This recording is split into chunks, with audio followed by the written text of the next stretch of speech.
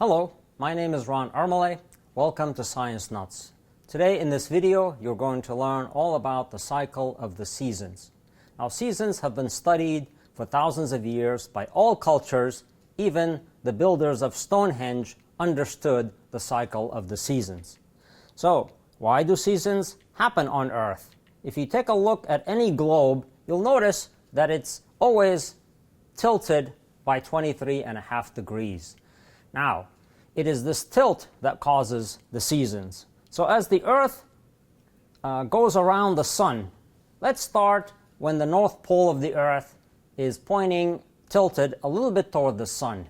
Now, of course, the North Pole always points toward the star Polaris, and the North Pole stays pointing at Polaris as the Earth orbits the Sun.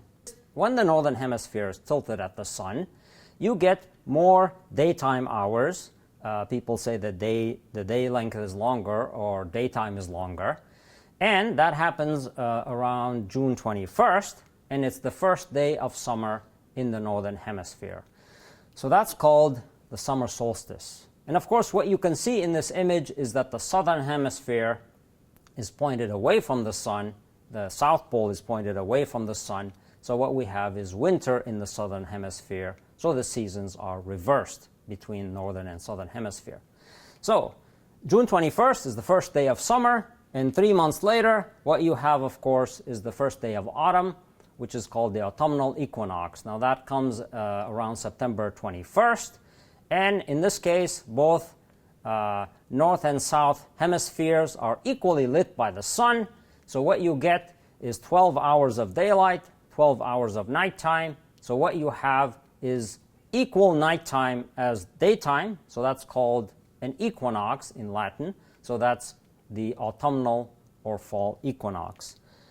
3 months later, around December 21st, in the Northern Hemisphere, the Northern Hemisphere is pointed away from the sun, and so you get shorter daytime hours, longer nighttime hours, and on December 21st, you get the longest night of the year, which is the first day of winter in the Northern Hemisphere.